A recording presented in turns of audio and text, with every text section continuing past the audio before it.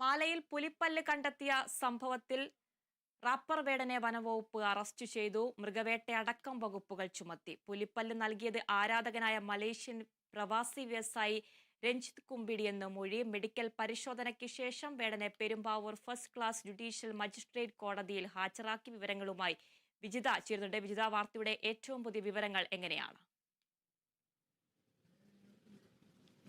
ആതിര, വേടനെ Perumbavoor first class judicial magistrate കോടതിയിൽ ഹാജരാക്കിയിട്ടുണ്ട്. 2:30-ക്ക് ശേഷം ഈ ഒരു കേസ് പരിഗണിക്കും എന്നുള്ള കാര്യമാണ് അറിയാൻ സാധിക്കുന്നത്.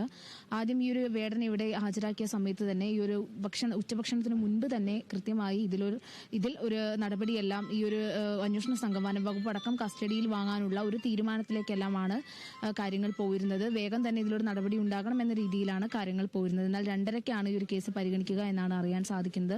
എന്തായാലും വനം വകുപ്പ് കസ്റ്റഡി അപേക്ഷ നൽകും എന്നുള്ള കാര്യത്തിൽ തർക്കമൊന്നുമില്ല. കാരണം ഈ ഒരു പുലിപ്പല്ല് കേന്ദ്രീകരിച്ച് കൂടുതൽ അന്വേഷണം ആവശ്യമാണ്. ഇതൊരു ആരാധകൻ നൽകിയതാണ് എന്നുള്ള കാര്യമാണ് അവസാനമായി വേടൻ ഇക്കാര്യത്തിൽ ഒരു വ്യക്തതയുള്ള ഒരു മറുപടി പറഞ്ഞത്. എന്തായാലും ഈ ഒരു ആരാധകൻ നൽകി എന്ന് പറയുമ്പോൾ ഇത് തൃശൂർ ഭാഗത്ത് ഏതോ ഒരു ജ്വല്ലറിയിൽ വെച്ചാണ് ഇതിന് രൂപമാറ്റം നടത്തിയത് എന്ന് തുടങ്ങിയ കാര്യങ്ങളെല്ലാം തന്നെ പുറത്തു വരുന്നുണ്ട്. അതുകൊണ്ട് തന്നെ ജ്വല്ലറി അടക്കം അല്ലെങ്കിൽ ഈ ഒരു രൂപമാറ്റം വരുത്തിയ ജ്വല്ലറിയിലടക്കം ഈ ഒരു അന്വേഷണ സംഘം എത്തി കൃത്യമായിട്ടുള്ള ആ ഒരു അന്വേഷണത്തിൽ വേണ്ട കാര്യങ്ങളെല്ലാം ചെയ്യുന്ന ഒരു സാഹചര്യം ഉണ്ടാകും.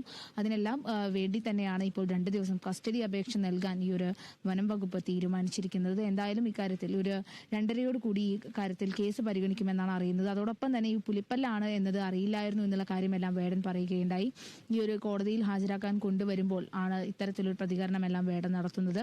അതായത് അറിഞ്ഞിരുന്നെങ്കിൽ ഇങ്ങനെ ഉപയോഗിക്കില്ലായിരുന്നു, ഇത് പുലിപ്പല്ലാണെന്ന് അറിയുകയാണെങ്കിൽ ഇത് ഉപയോഗിക്കില്ലായിരുന്നു, ശാസ്ത്രീയ പരിശോധന നടത്തിയില്ല എന്ന് തുടങ്ങിയ കാര്യങ്ങളെല്ലാം തന്നെ ഇതൊരു പുലിപ്പല്ലാണ് എന്ന കാര്യത്തിൽ അറിയില്ലായിരുന്നു എന്നുള്ള കാര്യമാണ് വേടൻ പറഞ്ഞിരിക്കുന്നത്.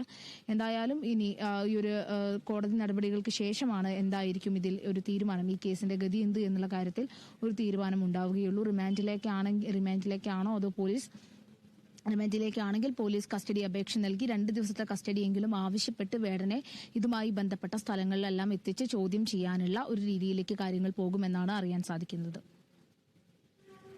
ശരി വിജിത.